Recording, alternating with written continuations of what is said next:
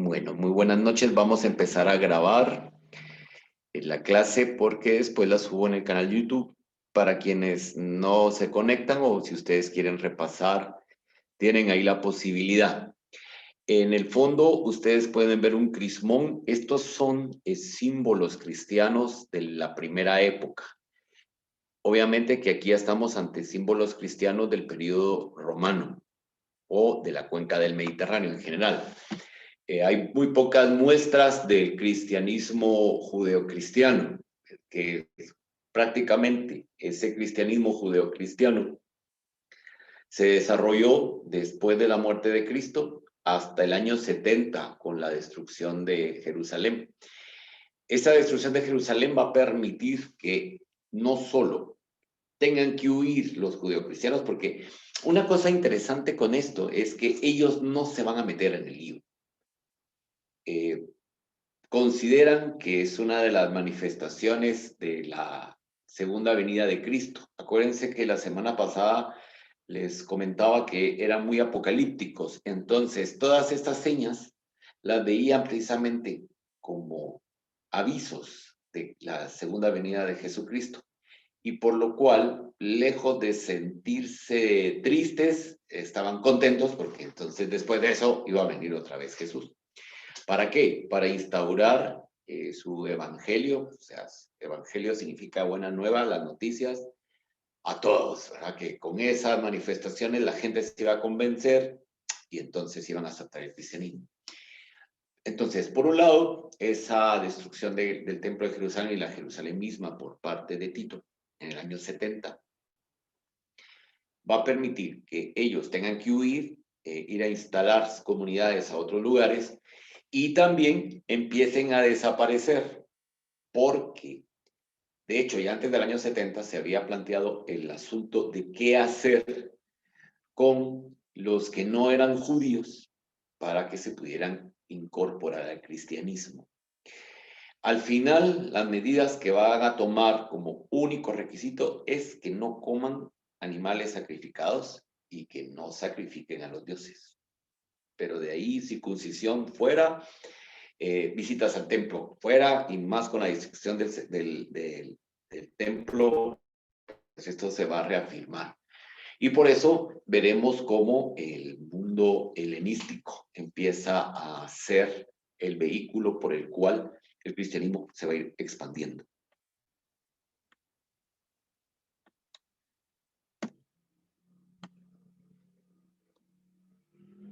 Muy bien. Entonces, acuérdense que aquí estamos en el periodo de, lo decía Kuhn, del paradigma paleocristiano apocalíptico. Este también es un símbolo cristiano. Son nudos. Eso quiere decir unidad. Y lo que nos está reflejando este símbolo es la manera en que van a salvaguardar ese mensaje, aún habiendo otras interpretaciones. Las otras interpretaciones, sobre todo, tienen relación a querer hacer del cristianismo una corriente judía y una fuerte oposición, sobre todo de los no judíos, a que eso no suceda.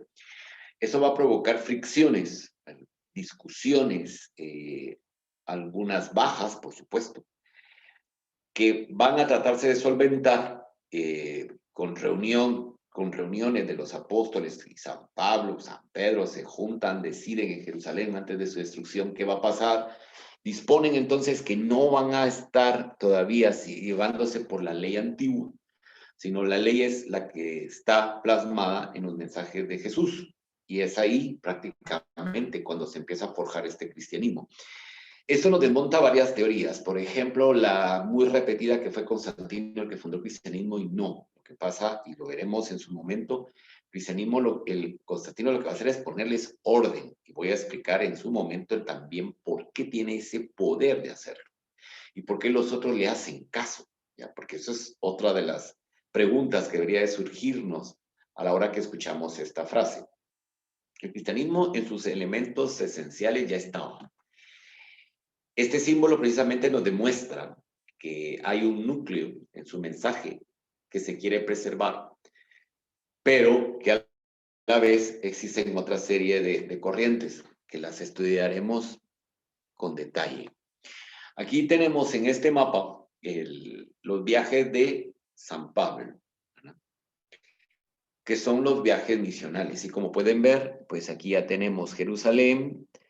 Estos son, digamos, las primeras comunidades cristianas judaizantes van a ser Jerusalén, por supuesto, Samaria. Los samaritanos van a ser un grupo que se va a adherir con mucha fuerza debido a que, se acordarán ustedes que en el periodo de Jesús, los samaritanos eran rechazados por los judíos. Y Samaria es un producto de la división que hubo en dos reinos y después fueron destruidos y ahí regresan. Eso ya correspondería a la historia judía. Luego veremos que se expanden por Jope, Gaza, Tolemaida, Tiro, Sidón. Tiro y Sidón van a aparecer siempre en todos los textos porque son de las primeras comunidades. Y otra comunidad muy fuerte es Damasco, porque Damasco tenía una presencia judía muy numerosa. Pero lo interesante de esto es seguir los números. Entonces podemos ver Gaza, Jerusalén, Jope, Cesarea, que ese es el puerto, Samaria, ya lo vimos, Tolemaida, Damasco. Pero después es el gran salto a Antioquía. Tarso, que es el lugar de procedencia de Pablo, Derbe, Listra, Iconio, Antioquías hay un montón. Es que Antioquía en este momento viene siendo, perdónenme la comparación, pero pues viene bien, como el Zacatepeques en los distintos pueblos que hay en Guatemala que tienen esta denominación, Zacatepeques. Pues igual vamos a encontrar varias Antioquías. Está la Antioquía de Pisidia, la Antioquía propia, la Antioquía de no sé dónde, entonces hay varias, ¿no?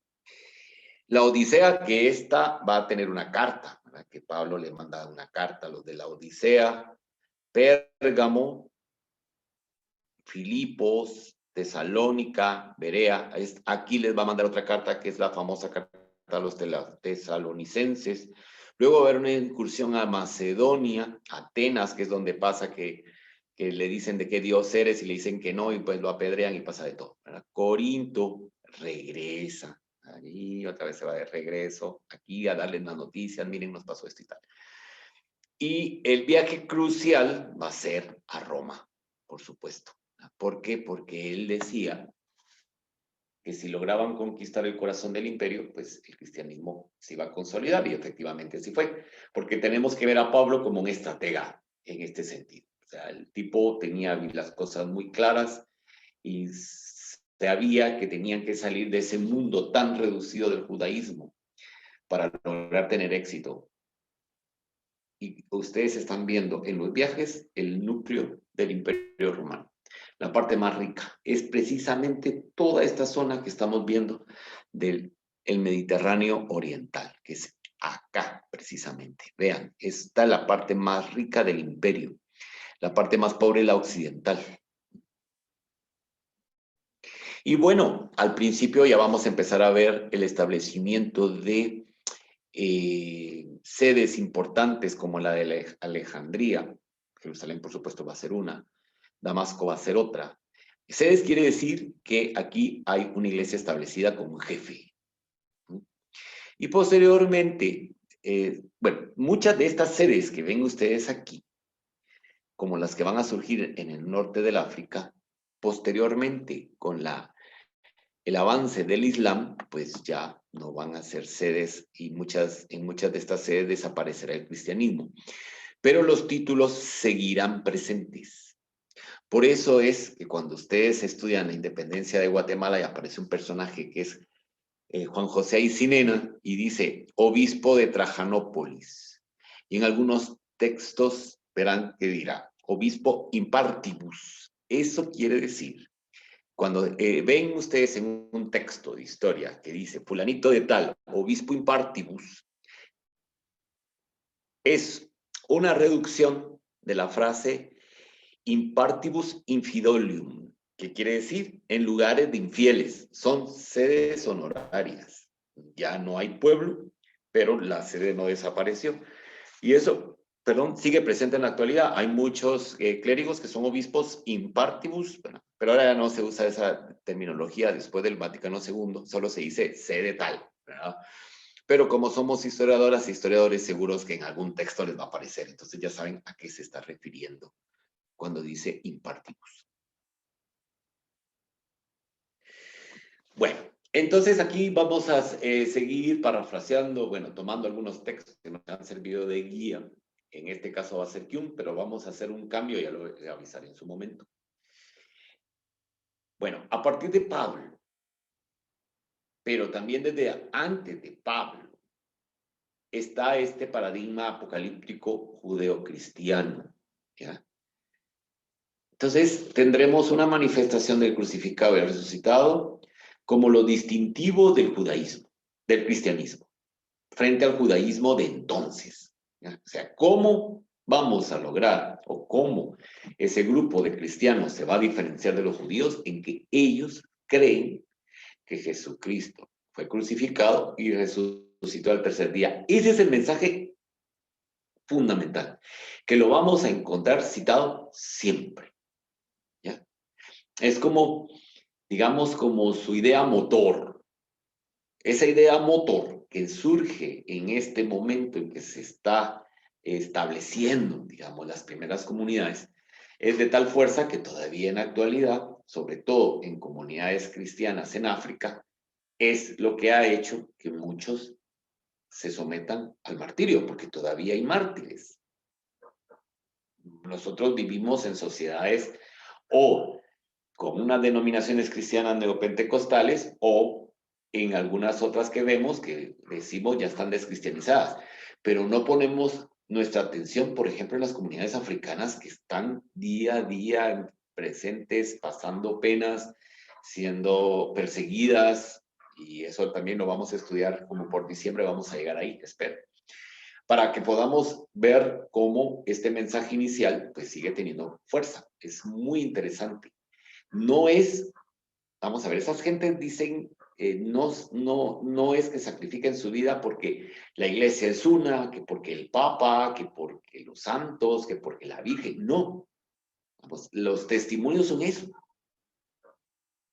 Cuando ustedes entran a leer esos testimonios, lo ven con mucho arraigo, muy arraigado. Y estamos hablando de comunidades africanas, o sea, no estamos en comunidades pues antiquísimas, uno podría pensar, bueno, ni modo, ahí el cristianismo tiene siglos. Aquí no. Bueno, entonces sin esto no hay posibilidad de entender los comienzos del cristianismo. Y sin esto tampoco podemos entender las distintas épocas del cristianismo. O sea, eso es claro. Independientemente que lo creamos o no, porque aquí estamos estudiando el cristianismo como estudio histórico. Tenemos que tenerlo claro, que el mensaje que van a acuñar y que tuvo un éxito hasta el día de hoy es que un personaje que se denomina Jesús fue crucificado y resucitó. Y por eso es el símbolo que después se va a imponer sobre el pez, por ejemplo, es la cruz. ¿Ya? La cruz. ¿Por qué? Porque empezaron a burlarse de ellos. Entonces ellos dijeron, bueno, la cruz es escándalo porque es escándalo. Entonces, para nosotros, ese va a ser nuestro símbolo, la cruz de Cristo. Y por eso ya vamos a empezar a ver bastantes representaciones de la cruz junto con el pez, como lo veíamos al inicio en el crismón de la clase de la parte inicial de esta clase. Vamos a ver si puedo llegar al crismón, ¿verdad? Porque aquí, esta es una cruz de San Andrés, por ejemplo, ¿ya? Que también muchos van a morir en la cruz de ese tipo. Porque los romanos eran muy prácticos, ¿verdad? No tenían solo un tipo de cruz, sino varias. Los judíos que reconocían a Jesús como Mesías debieron formar pronto una comunidad de creyentes propia, porque su confesión creyente en el crucificado como el Mesías se diferenciaba de todas las expectativas de Mesías que habían existido hasta entonces en el judaísmo. ¿Ya? O sea, ustedes imagínense unos judíos que les dicen, no, el Mesías ya vino, el Mesías es Jesús. Y los otros decirles, no, es que él murió en una cruz, pues por lo mismo. O sea, el concepto Mesías que lo vimos la semana pasada pasa de ser de un Mesías guerrero que va a doblegar al Imperio Romano a un Mesías que los va a ganar por el amor. ¿Y cuál es la mayor manifestación del amor? Y lo va a decir San Pablo en sus cartas, la entrega a sí mismo. Por eso es que también otro de los símbolos del cristianismo es el pelícano. El pelícano que, o la pelícano, que se desgarra las entrañas para darle de comer a sus polluelos. Y eso todavía en actualidad ustedes verán ese símbolo, ¿ya? Del pelícano. Hay otros que van a ir apareciendo, ya se los voy a ir comentando y los vamos a tener de fotos de fondo. Aquí pueden ver ustedes que todavía hay símbolos judíos, como por ejemplo el candelabro de los 7 brazos, ¿ya? Pero que se van mezclando con aspectos ya propiamente de los cristianos, sin perder al inicio esas ideas. Porque es lógico, o sea, no va a ser una ruptura, sino esa ruptura se va a dar por cuestiones y circunstancias históricas. Entonces vamos a ver que, y debió entonces llevar finalmente a una comunidad de creyentes propia, a una comunidad de creyentes en Cristo. O sea, aquí ya no hay la expectativa dentro de su lógica, sino la expectativa se cumplió. Ahora lo que estamos esperando es que regrese, ¿verdad? Y para esta parte, ya entrando a esta materia, vamos a utilizar el texto de August Franzen, Historia de la Iglesia. Se llama Historia de la Iglesia, pero ya vemos que así como con Kuhn pudimos ver cómo los paradigmas van a acoplarse precisamente. El cristianismo en su historia prácticamente se acopla a lo que es la historia de la Iglesia. Y ahí sí es difícil poderlo separar. O sea, no podemos decir, bueno, vamos a estudiar el cristianismo, pero no vamos a hablar nada de la iglesia porque la iglesia es esto, el otro. No, porque van íntimamente unidas. Es lo que veníamos hablando de la esencia y no esencia, pero que convivían juntas. ¿Se acuerdan que lo hablábamos la semana pasada? No podemos entender el cristianismo si no hacemos referencia a la iglesia. No se puede hablar de la iglesia si no hacemos referencia al cristianismo. Entonces van a estar en esta línea. Es la editorial Salterre con su colección Panorama. Pueden ver que es un texto de una nueva edición del 2009 que fue revisada por Bruno Steinmar y ampliada por Roland Fröhlich. Entonces, es un texto muy crítico, pero a la vez bastante profundo y con una gran erudición, como lo veremos en su momento. Y para esto, pues nada mejor que ver qué es lo que contiene. La primera parte es la antigüedad cristiana, que es donde estamos ahora detenidos y detenidas, que es de Jesús de Nazaret al giro constantiniano. O sea, vamos a hablar 3 siglos. Y hoy nos concentraremos en la parte del Jesús histórico y la fundación de la iglesia. Luego, la otra semana empezaremos con la iglesia primitiva, la marcha victoriosa de la joven iglesia de Jerusalén a Roma, la propagación del cristianismo hasta el siglo III, el desarrollo espiritual del cristianismo, y vamos a entrar ya en el otro bloque, vamos a hablar de los padres apostólicos, los primeros apologetas cristianos y los padres de la iglesia. Estos 3, los padres de la iglesia, los padres apostólicos y los apologetas, su gran virtud es que van a aplicar la filosofía grecolatina para la interpretación del cristianismo. La llegada de la filosofía para poder hacer la construcción teológica cristiana será desde los primeros momentos. ¿Por qué? Porque es la forma, la lógica de comunicación y de entender el mundo. Es su cosmovisión. Y entonces esa cosmovisión se va a adaptar a esta religión.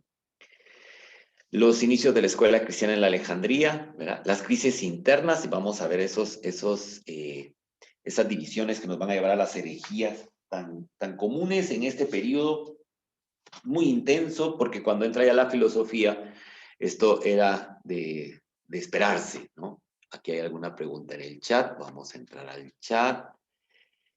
Los apologetas, bueno, Oscar nos pregunta, ¿quiénes son los apologetas? Los apologetas son los que discuten con los paganos sobre el cristianismo y les critican su religión comparada con el cristianismo. Esos son los apologetas, Oscar Gabriel. Entonces vamos a ver la herejía judeocristianas, el sistema gnóstico, porque los gnósticos van a tener muchísima fuerza. Y vamos a ver precisamente el inicio del gnosticismo que se va a manifestar en distintos periodos. En distintos periodos, todavía en la actualidad, tendremos algunas corrientes gnósticas. El maniqueísmo es muy interesante. ¿Por qué? Porque el maniqueísmo es la primera vez que ya vemos a un grupo que niega la divinidad de Jesús. Ese maniqueísmo va a permitir que después surja una corriente que va a ser el arrianismo, que va a ser de muchas simpatías en los pueblos germanos y ellos se van a cristianizar desde esa perspectiva. El marcionismo también, que va a ser otra corriente con ideas, digamos, que van a contradecir muchos de los principios que ya se estaban estableciendo aquí. Las persecuciones de los cristianos en el Imperio Romano, esas persecuciones frenaron todas estas discusiones. ¿Por qué? Porque se tenían que ver cómo se protegían, ¿no? Pero una vez termina, volverán a surgir. Entonces ya al siguiente bloque vamos a entrar a Constantino el Grande, de Constantino el Grande a Gregorio Magno. El giro constantiniano, paso de Constantino al cristianismo, la fundación de la Iglesia Imperial y la problemática del giro. Porque eso ahí es cuando empieza, y lo vamos a decir así, como la institucionalización de esa organización eclesial. Antes era como muy espontáneo y aquí ya vamos a ver una organización con sus cosas. Las luchas dogmáticas y los concilios ecuménicos en Oriente. Y es cuando se va a perfilar la doctrina de la Trinidad, que todavía sigue vigente. La cristología, es decir, una definición filosófica de lo que es Cristo. La teología en Occidente, y vamos a tener a San Agustín y la lucha por la doctrina de la justificación y de la gracia. San Agustín es el que va a introducir la interpretación de la realidad cristiana desde una visión filosófica platónica. Y San Agustín va a ser clave para entender el discurso de Lutero en el siglo XVI. Aquí va a estar ya las primeras bases. Luego tendremos personajes así muy interesantes como Ambrosio de Milán, él va a ser arzobispo de Milán, Agustín de Hipona, que ya lo citamos, Jerónimo de Estridión y Gregorio Magno. El aparecimiento del monacato, que esto van a ser en Egipto, tienen unas nuevas ideas, traen, digamos, mucha tradición copta. Los coptos es la cultura que va a surgir del choque entre la visión egipcia de milenios con el helenismo. Esto nos va a dar una visión copta que después el cristianismo lo va a adoptar. Y estos elementos también van a llegar a Occidente por medio del monacato. La cuestión de Roma y los patriarcas, que empieza otra gran discusión, quién es el primero, el primus inter pares, si es colegiado, si no es colegiado. Y ya cuando llegamos a la Edad Media, encontramos entonces el absolutismo del Papa. Las divisiones y estructura fundamental de la Iglesia de la Edad Media occidental, periodizaciones y dominación, antigüedad, cristianismo y germanismo. Quienes llevaron el curso de Edad Media, que los he dado en varias versiones, se acordarán de esto. Los tres elementos de la Edad Media son antigüedad, cristianismo y germanismo. Esos son. O sea, esos son como un mantra que toda persona que va a hablar de la Edad Media tiene que partir de ahí. Y los vamos a volver a repasar. Las características esenciales de la Edad Media, el cristianismo en la Alta Edad Media, la Iglesia, el nacimiento de la civilización occidental, el primer encuentro del germanismo con la Iglesia iro-escocesa y su misión en el continente, que es muy interesante, sumamente interesante. El cristianismo británico aportó muchísimas ideas, elementos, tradiciones. Miren, el germanismo le va a inyectar al cristianismo una de tradiciones, por ejemplo, las celebraciones de Navidad. Las celebraciones de Navidad le deben mucho a esas formas germanas. De Bonifacio a los Salios, vamos a saltarnos esto porque ya nos va a tocar más adelante. El desarrollo de la Iglesia en la Alta Edad Media, la Iglesia en tiempos de la disolución de la unidad de Occidente. Vamos a ver el cisma, cuando ya Oriente decide no obedecer al Papa y se van por su lado. Aquí va a coincidir las cruzadas, que también va a tener unas consecuencias. Miren, van a ser tales las consecuencias de las cruzadas, que cuando se llegó al jubileo del año 2000, del bimilenario del nacimiento de Cristo, el Papa Juan Pablo II, que estaba en aquel entonces, quería hacer la ruta de San Pablo. Y entonces los griegos de mal modo aceptaron que llegara a Atenas. ¿Cuál fue el recibimiento? El recibimiento fue reclamarle al Papa lo que habían hecho los cristianos romanos en las cruzadas. O sea, eso está ahí, está presente, es parte, digamos, de su imaginario de rechazo a Roma, precisamente por algo que sucedió en este periodo. Luego, en la tercera parte, tenemos que trata la Iglesia en la Edad Moderna, la Reforma Protestante y la Reforma Católica. Unos textos serios les van a hablar de reforma. El término contrarreforma fue acuñado en la Ilustración, pero el verdadero término es reforma protestante, que es la que va a emprender Lutero, cuando va a frenar los abusos de la Iglesia tardomedieval, el carácter religioso fundamental de la Bajada Media, la exigencia de una reforma, el nominalismo. Miren, el nominalismo de Ockham es, para mí, desde mi punto de vista, y estoy seguro que Kuhn lo va a ver así, el gran cambio de paradigma de la Edad Media a la modernidad. ¿Por qué? Porque el nominalismo lo que les viene a decir en dos frases es: no existe una verdad absoluta. Ya con eso tembló el mundo, ¿ya? Tembló el mundo. Y obviamente esto va a provocar un terremoto intenso en todos los pensadores y pensadoras católicas, porque aquí ya las teníamos. El humanismo y el biblicismo, ¿verdad? Erasmo de Rotterdam y el humanismo, es muy interesante el trabajo que hizo Erasmo. Martín Lutero y su evolución como reformador, la imagen católica de Lutero, la formación de Lutero, la cuestión de las indulgencias, la ruptura con la iglesia. La reforma en Alemania, aquí van a mezclarse elementos políticos que los vamos a estudiar a fondo. En un momento vamos a estar hablando tanto de historia que se nos va a olvidar que estamos hablando de cristianismo, pero tiene relación para poderlo comprender. Ulrico Zwinglio y el anabaptismo, esto es una corriente que después va a tener muchos adeptos en América. El calvinismo, que también, y acuérdense que Weber va a escribir sobre la ética del cristianismo y el protestante, y él está estudiando una sociedad calvinista. Enrique VIII y el cisma de la Iglesia Inglaterra, los intentos de reforma en la Iglesia antes del Concilio de Trento, el Concilio de Trento, veremos lo que hizo el Concilio de Trento.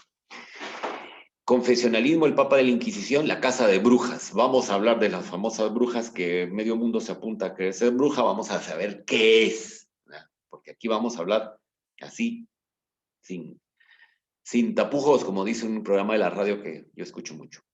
La iglesia en la época barroca, que esa sí tiene relación con nosotros, porque el cristianismo católico de América es barroco eminentemente, todavía en actualidad. Las misiones en India y China, ¿verdad? La controversia de los ritos, porque ustedes sabrán que los ritos católicos en India y China son distintos al rito romano. Al final, pues, se aprobó. Del barroco a la ilustración, de la Revolución Francesa a la Primera Guerra Mundial, la Revolución Francesa y la secularización, la restauración de la Iglesia en América, de Alemania en el siglo XIX. Esto va a dar motivo al origen de un partido que tuvo mucha fuerza y que ha desaparecido, que es la democracia cristiana. Precisamente sus antecedentes son esta restauración de la Iglesia en Alemania. El fin del Estado Pontificio, el Concilio Vaticano I. Vamos a hablar del tema de la infalibilidad del Papa, porque eso fue aprobado en el Vaticano I. Después del concilio, veterocatolicismo y el Kulturkampf en Alemania, la oposición en Alemania, el veterocatolicismo, que todavía existe un grupo de ellos, porque los veterocatólicos son de los que se van a oponer al Vaticano I. Los papas después del concilio Vaticano I, y fin de la Primera Guerra Mundial, el concilio Vaticano II. Los pontificados de Pío XI y XII, muy interesantes. También hablaremos de la Iglesia en el Tercer Reich, porque se ha dicho de todo. Hablaremos de Juan XXIII, uno de los grandes papas del siglo XX, y el Concilio Vaticano II. Luego, Ron Fröhlich hace un aporte muy interesante sobre la Iglesia contemporánea de 1965 a nuestros días, los pontificados de Pablo VI. También vamos a dirimir qué pasó con Juan Pablo I. El pontificado dilatadísimo de Juan Pablo II, con sus luces, con sus sombras. Otra vez, esencia y antiesencia. Ahí, en Juan Pablo II, eso se manifiesta claramente. ¿Ya? Lo vamos a tener presente. Y los desarrollos recientes de la Iglesia. Y terminada con el pontificado de Benedicto XVI. Benedicto XVI, y lo veremos en su momento, es de los papas más lúcidos intelectualmente hablando. ¿Ya? O sea, intelectualmente hablando, ese tipo es un sabio. Con decirle que Benedicto XVI era compañerito de estudios de Kuhn, ¿ya? De Schillebeeckx, de Hans Urs von Balthasar, o sea, de todos esos grandes pensadores que provocaron un movimiento de puesta al día, digamos, no solo de la teología, sino de la filosofía católica y del cristianismo en general, porque han influido en grandes teólogos protestantes de las distintas denominaciones. Bueno, entonces vamos a empezar precisamente esta noche. A ver, permítanme, ahorita les digo en qué parte nos vamos a ubicar del libro de Francis. Uy. Quise que viéramos el índice porque no hay como ver los índices. Empezaremos la antigüedad cristiana, el Jesús histórico y la fundación de la iglesia. Tenemos que tenerlo claro. Ahora, en ese momento, no es que ellos dijeran, nosotros estamos fundando una nueva religión, vamos a empezar una iglesia, se va a llamar así. No, estos empezaron, se fueron organizando, pasaron cosas, fueron gente de estarlo haciendo en secreto, por supuesto, porque no solo hay persecución de los romanos, que es la que más conocemos. La primera persecución de este grupo van a ser los judíos conversos al cristianismo. De hecho, Pablo era el que estaba encabezando esta redada de cristianos y lo van a mandar a Damasco, a las comunidades judías de Damasco, a que vaya a capturarlos y que se los lleve a Jerusalén, porque tenían potestad religiosa dentro del Imperio Romano, el Sanedrín, para ponerlos en orden. Y entonces es cuando el mismo Pablo narra que se cayó del caballo y le preguntó quién era y él le dijo, soy a quien persigues, entra. Hay un tal Ananías, él te va a explicar y el Ananías le explica. Prácticamente es este tal Ananías el que lo convierte. El Jesús histórico, por tanto, y la fundación de la iglesia. El cristianismo es una religión histórica. Vamos a empezar de ahí. Es histórica. O sea, nos guste, no nos guste, es histórica. O sea, viene de ese periodo. Hay testimonios escritos, hay testimonios de vida, hay restos arqueológicos, para quienes sean arqueólogos aquí. Existe una rama, por ejemplo, de la arqueología paleocristiana, que solo se dedica a estar buscando indicios del cristianismo en esta zona que veíamos de los viajes de Pablo. Tiene, como todas las religiones monoteístas, el cristianismo es una religión revelada. ¿Qué quiere decir esto? Que la divinidad se les revela, les dice, yo soy Dios, en el caso del cristianismo, este es mi hijo, él les va a decir qué es lo que tienen que hacer. En el caso del judaísmo, esa revelación se va a dar por medio de los pactos que hizo el Dios en el judaísmo, el pacto que hace con Adán y Eva cuando los echan, según la narración del Génesis, el pacto que hace con Noé, que es con la que termina el Génesis, el pacto que hace con Moisés, que aparece en el Éxodo, bueno, ya había habido otro con Abraham, en fin. Ahí hay pactos. En este caso, en el cristianismo dice, no, ya se consumó todo. La revelación me dice que ya se consumó todo. Pero deriva de un personaje histórico, que es Jesucristo, ¿ya? Que con los años, con los siglos, con los milenios, se les han ido poniendo, digamos, otras formas para explicarlo, pero inicialmente el punto de partida será sobre un personaje histórico, que se recogieron sus mensajes, se recogió su pensamiento y que se empezó a distribuir. Este personaje se identifica como hombre, pero a la vez como Dios.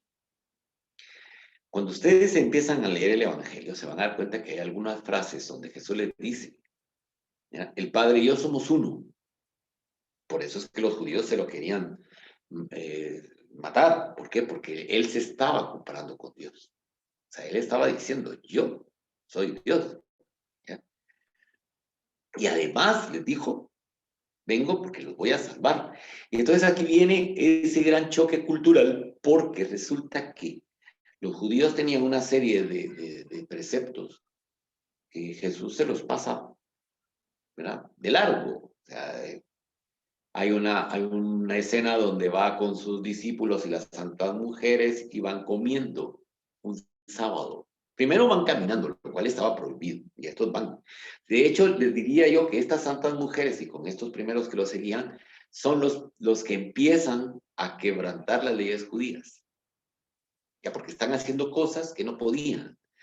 Caminar un sábado, ustedes saben que dentro del judaísmo estaba previsto, en aquella época, estamos en aquel periodo, cuántos metros podían pasar, también estaba determinado si se podía ordeñar una vaca, bajo qué condiciones, cómo se tenía que purificar, qué pasaba, por ejemplo, con una persona que recibiera la sombra de una mujer en menstruación, cómo se tenía que purificar, en fin, una serie de preceptos, pero que cuando ustedes entran a analizar así fríamente en los textos donde dice qué fue lo que explicó Jesús, aparece que no hay nada de eso.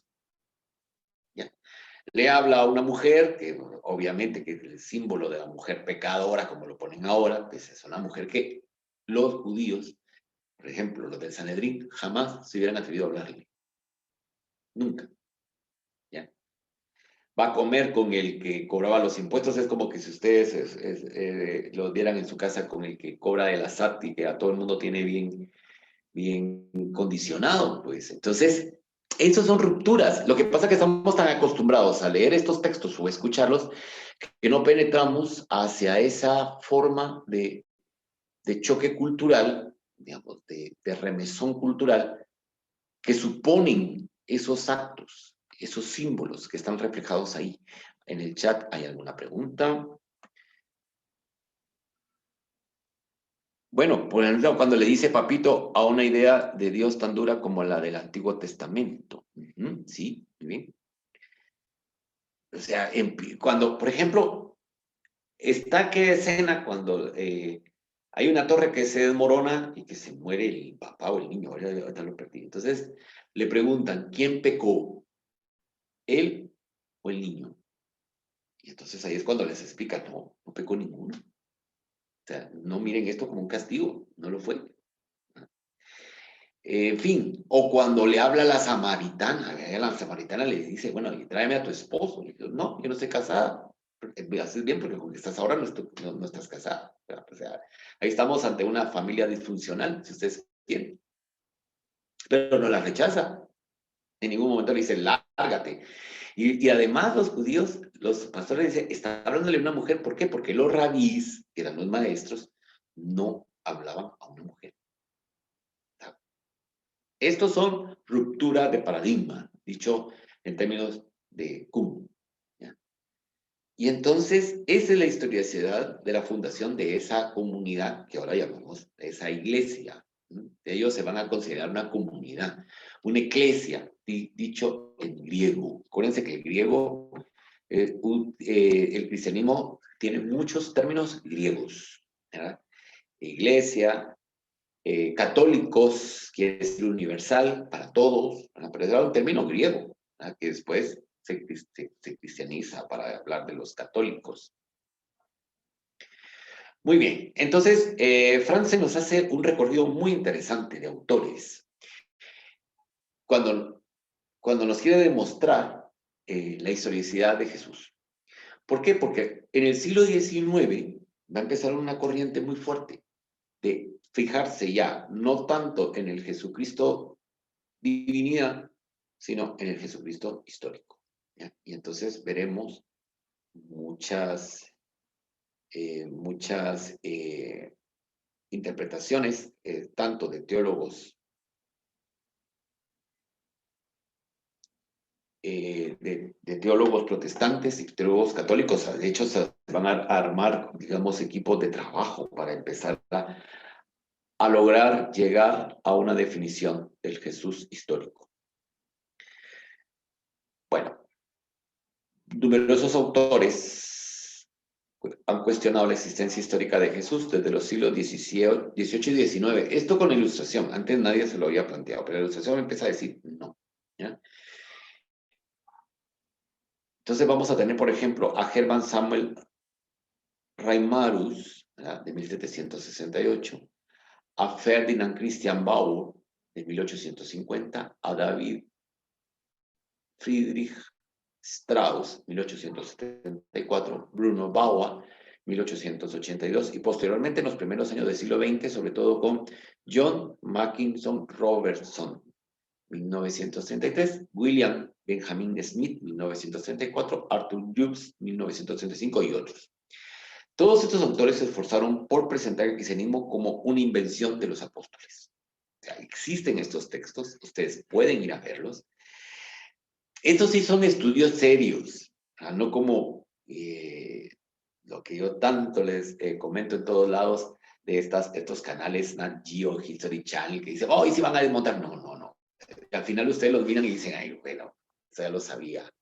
Y entonces se ubican en libros que no tienen nada que ver. Aquí estamos ante gente seria, que hicieron estudios profundos para demostrar que Jesús no había existido y que fue imaginación de los apóstoles, en pocas palabras, es lo que vienen a decir.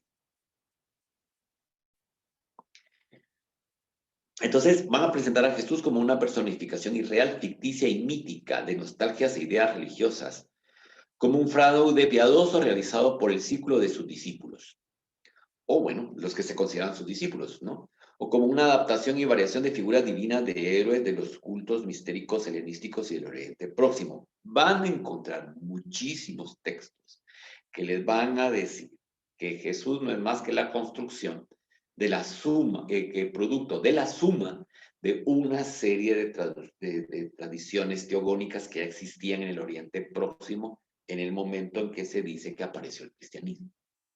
Nos van a encontrar constantemente, tanto en autores serios como en artículos, porque ahora el Internet permite que uno pueda ver de todo. ¿Ya? Fíjense que estaba yo organizando el curso de Historia de Roma y tenía que hablar de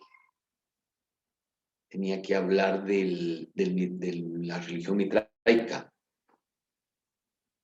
y no había un texto serio. No había un texto serio. Siempre había esa relación Mitra, Jesús, y nos decía, no, no, no, o sea, quiero algo serio. Costó encontrar, insisto, algo potente, porque la idea es precisamente cuando uno organiza los cursos, presentar cosas, digamos, objetivas. Entonces, la historia comparada de las religiones, que va a tener mucha fuerza en el siglo XIX, a la sazón en pleno desarrollo, descubrió de pronto en la vida de Jesús analogías y paralelos con el dios solar Mitra. Y eso lo desarrolla Smith en 1911. Con el héroe de la epopeya babilónica de Gilgamesh, y esto lo va a hacer Peter Jensen en 1906. ¿Se acuerdan cuando vimos en Mesopotamia que hablábamos de Gilgamesh? Con la figura mítica del dios Salvador, que muere y resucita, que también existía en el Oriente Próximo. Entonces, están todas esas tradiciones y estos dicen, no, aquí está, esta es la base del cristianismo. O sea, no es que haya existido. Se pensaba que la imagen de la vida y la enseñanza de Jesús, trazada en los evangelios, tenía que ser interpretada como una expresión personificada de las aspiraciones sociales de las masas oprimidas. Y esta va a ser la teoría de Albert Kalthoff, que va a decir, no, es que lo que pasa es que ahí estamos ante una sociedad que está harta del dominio romano. ¿Cómo va a poder manifestar su oposición creando este personaje construido con base a los distintos procesos míticos que llevaron a la conformación teogónica en Oriente Próximo. Eso es lo que nos va a decir. Es como una expresión política, ¿verdad?, de esas masas que desean liberarse de la opresión romana.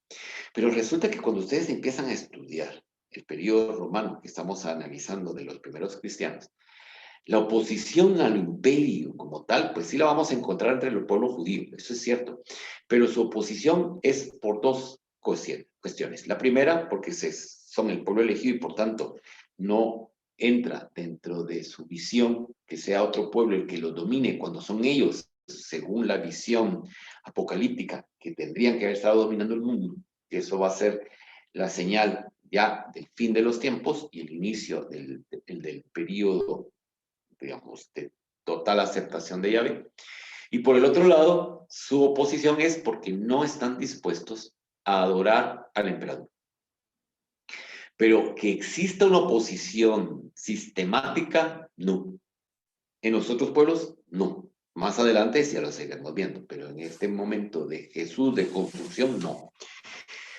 Más peso tuvieron las investigaciones y los ataques dirigidos en nombre de la crítica textual por la teología liberal del siglo XIX y principios del siglo XX, a la verdad y a la fiabilidad histórica de los evangelios. Mientras tanto, la exégesis bíblica moderna, estudiando el texto sagrado con mayor escrupulosidad y exactitud y sirviéndose de un método más exacto, planteó la cuestión sobre un fundamento nuevo. La gran ventaja de estas críticas es que permitió que se dejaran ya, digamos, de seguir utilizando los evangelios como intactos, como palabra divina que no se podía profundizar. Se rompe, por tanto, la idea de que así como está escrito, así fue. Y empiezan, gracias a esto, a plantearse una exégesis bíblica desde una visión crítica, ¿no?, con métodos históricos, con métodos teológicos, que va a tomar en cuenta la crítica que hacen estos autores para demostrar que están errados y por tanto afrontan con valentía, profundizan en el pensamiento de los citados para poder dar respuesta, digamos, a esas inquietudes.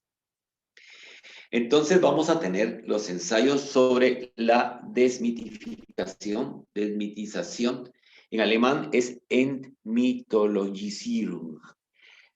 Este término, desmitización, Entmythologisierung, que sería entonces di, porque termina en un, el artículo femenino, lo va a desarrollar Rudolf Bultmann, uno de los grandes teólogos del Nuevo Testamento. O sea, este Bultmann va a decir, no, vamos a quitar toda la parte mítica, ¿ya?, y va a profundizar en el conocimiento del complejo pensamiento de la comunidad cristiana primitiva y de su tradición, que se expresó en la Sagrada Escritura.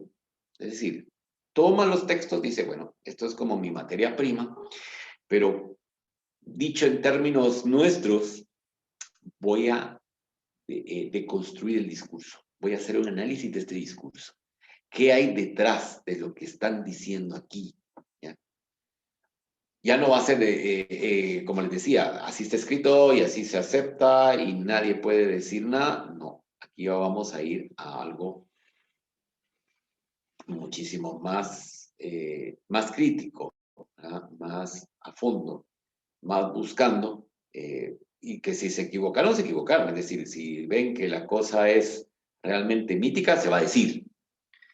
De este modo hemos aprendido a distinguir la forma expresiva mítica, condicionada por el tiempo, propia de muchos textos bíblicos, de su contenido esencial y a liberar de aquel revestimiento en miticologisiguen, desmitificar su núcleo histórico, con las instancias centrales del mensaje neotestamentario sobre la obra salvífica divina en Jesucristo.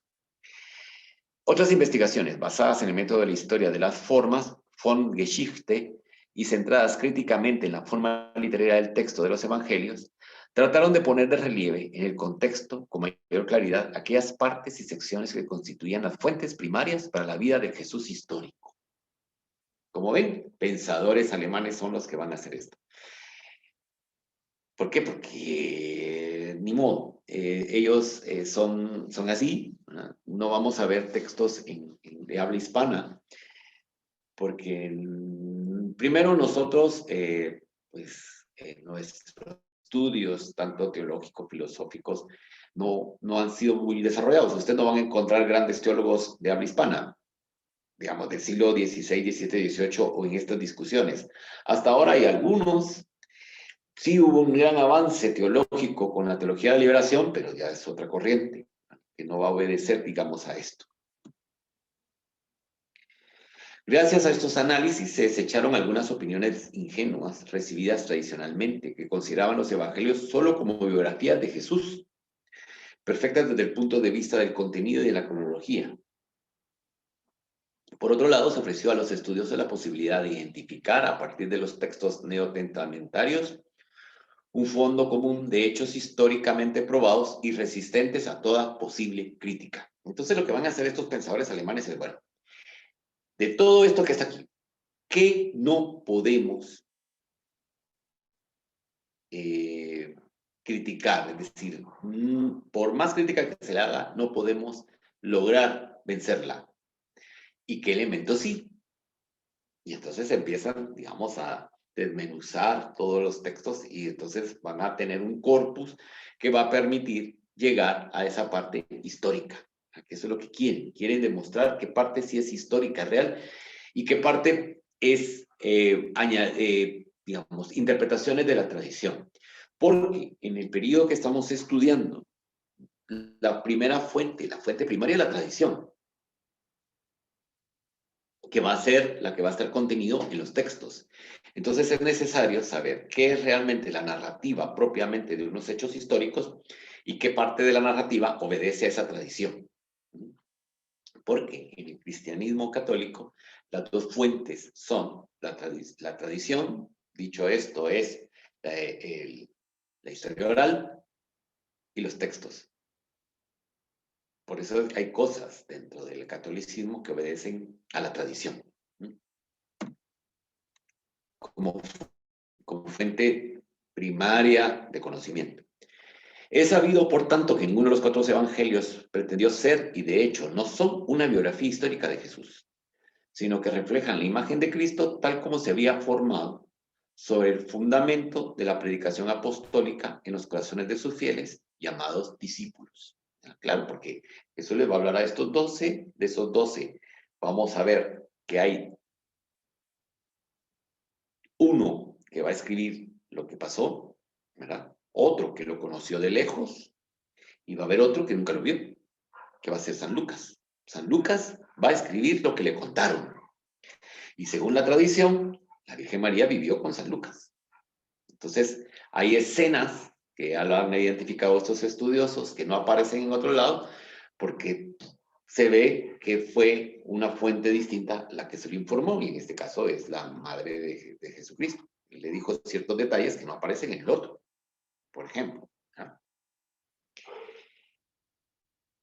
No obstante, esto no puede eximirnos de constatar que no pocos detalles de los evangelios relativos a Jesús son históricamente fidedignos y que bajo el Cristo de la fe, tal como aparece representado en el Nuevo Testamento, es siempre posible identificar con seguridad al Jesús histórico. Así es, pues, que la existencia histórica de Jesús es incuestionable. ¿Por qué? Porque es identificable la parte de la cuestión histórica de la parte propiamente de la inspiración de los que les predicó. Si fuera de la inspiración de los que le predicó, por ejemplo, las escenas de humillación no tendrían que aparecer. ¿Por qué? Acuérdense, ellos son judíos. Su principio es el Mesías triunfador. La otra característica que se ha visto es que ellos se presentan tal cual son. Se está explicando Jesús, que él se va a ir al cielo, que el Padre y yo somos uno, y le va a venir el Paráclito. Él está diciendo una cosa así elevadísima, y de repente tiene que parar porque los otros están peleando. ¿Y por ¿Por qué te estás peleando? Porque estamos viendo quién va a ser el primero. O en otro de los evangelios, la misma escena narrada, pero aquí entreviene la madre de uno de los grupitos y le dice, bueno, mira, a mis hijos, ¿qué les va a tocar? ¿Verdad? Esto como los repartos que hay cuando en la política, ¿verdad? Que, bueno, mira, yo te ayudé, ahora que me vas a dar una cosa así. Eso es muy, digamos, no lo van a encontrar en ninguna otra construcción teogónica. Ustedes pueden leer todos los textos que ustedes quieran de construcciones teogónicas y no van a encontrar unas características tan humanas como las van a ver en los seguidores de Jesús. No va a aparecer. ¿Ya? Entonces, eso son otros de los elementos que hacen permitir deducir que estamos ante textos donde podemos distinguir las partes históricas. De hecho, dice French, podemos situar históricamente con seguridad el comienzo y el final de su vida terrena a la luz del contexto histórico contemporáneo. Su nacimiento bajo Herodes el Grande tuvo lugar hacia el año 4 o 5 antes de la era vulgar. Y su muerte en cruz bajo Poncio Pilato, porque eso sí lo dicen, ¿verdad? Poncio Pilato. El 14 o 15 de Nisan de uno de los años que van, del 30 al 33. Si bien es cierto que en la base de los 4 evangelios canónicos hay evidentes intenciones teológicas y querigmáticas, también es verdad que sus autores no dejaron por ello de remitirse a hechos y circunstancias de su tiempo y de enmarcar históricamente, aunque no de un modo rigurosamente cronológico, porque no son historiadores, los acontecimientos salvíficos. Los evangelistas no informan como testigos oculares, nos informan, perdón, como testigos oculares y diseñan una imagen viva y extraordinariamente expresiva de la personalidad, de la doctrina y de la muerte del maestro, que solo es posible captar leyendo sus escritos. Porque lo que nos están describiendo es a una persona. ¿Ya? Nos hablan cuando llora porque se le murió su amigo. Y él sabiendo que lo iba a resucitar, pues. Y saben ustedes que el Sanedrín decidieron matar a Jesús precisamente cuando resucitó a Lázaro. Eso fue el decir, no, hasta aquí llegamos, señores, a este o nos lo sacamos o esto se nos va a ir de las manos. Aquí es cuando decimos, bueno, ya me pasé 2 minutos, ya vamos a llegar al final, ya nos queda poquito. Por otro lado, la existencia histórica de Jesús está atestiguada también en fuentes no cristianas. A decir verdad, faltan documentos de origen no cristiano rigurosamente contemporáneos a Jesús. Pero las afirmaciones de Tácito hacia el año 117, los anuales 1544, de Plinio el Joven hacia el año 112, carta al emperador Trajano, de Suetonio hacia el 120, Vita Claudi, capítulo 25, son dignas de crédito y desde el punto de vista histórico plenamente probatorias, de modo que podemos utilizarlas como testimonios históricos seguros, ¿ya? Porque ellos hacen alusión.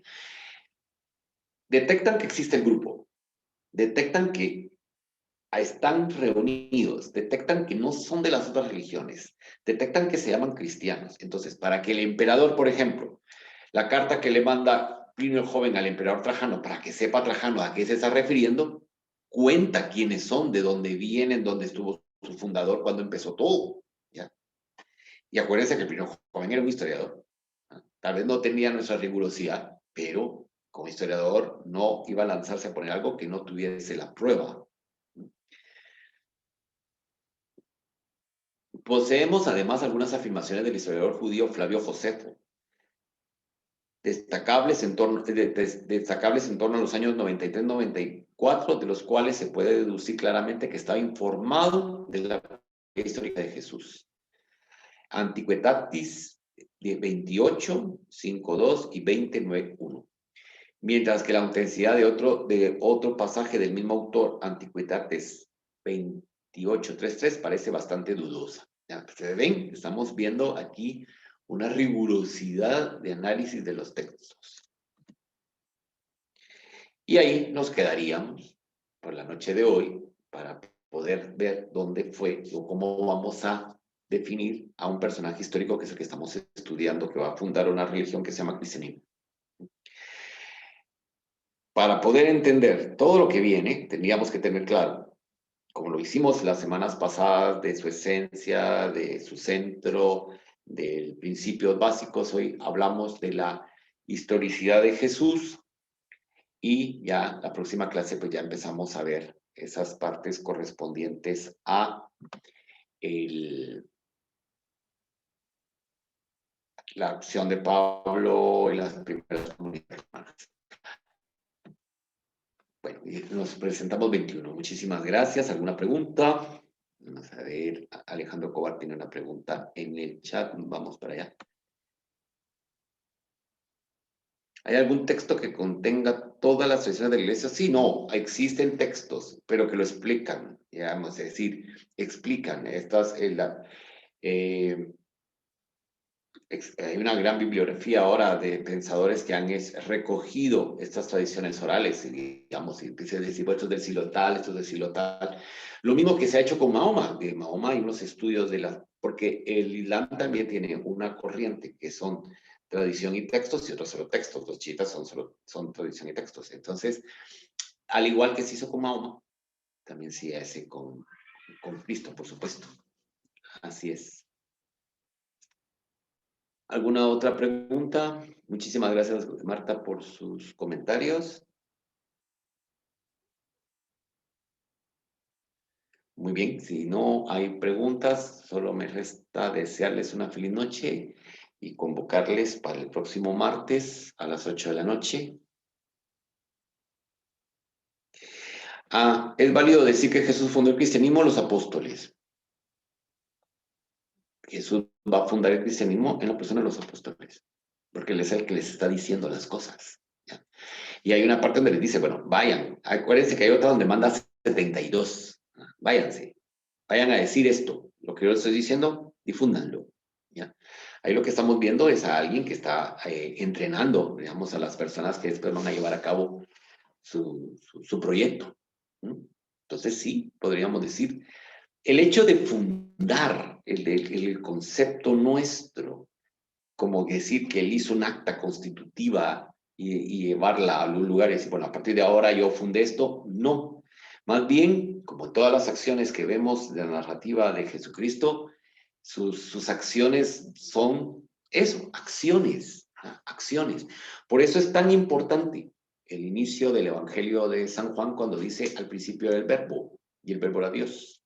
O sea, el verbo ustedes saben que es acción. Lamentablemente ahora, como se ha querido hacer como tan próximo, digamos, estos textos a la población, lamentablemente se sustituyó el término verbo por ponerle palabra, pero no es lo mismo, porque el verbo es acción. Lo que está diciéndoles ahí, porque seguro Juan se lo escuchó a Jesús, es el verbo, la acción es constante, no para, no para. Y eso es un principio que ya vemos también en muchas de las expresiones de Jesús, porque en algunos textos uno llega a deducir, decir, aquí lo que les está explicando es que no es que la acción de Dios haya terminado, aquí sigue operando, haciendo. Pero claro, aquí nos metemos a temas teológicos que no es la materia de la clase, sino de historia. Pero para responder, es válido decirlo. Jesús fundó el cristianismo en la persona de estos, en las santas mujeres, porque también las santas mujeres para mí son de estudio, porque ellas van a ser las grandes difusoras del cristianismo. Esas van a ser las primeras que van a decir, sí, van a dar la cara por él. Se mueven, están. Me imagino que eso es una opinión mía, ¿verdad? Llegaban a una comunidad y las mujeres iban, vénganse, vamos, vengan, óiganlo. ¿Y de qué habla? Pues habla de esto. Y ellas empiezan a difundir las cosas. O sea, es una comunidad muy dinámica, en el sentido de que no es que hayan funciones, a vos te toca esto, vos recoges el dinero, vos llevas la canasta por si les sobran pescados. No, todo va saliendo muy espontáneo cuando uno lee los textos. ¿Alguna otra pregunta?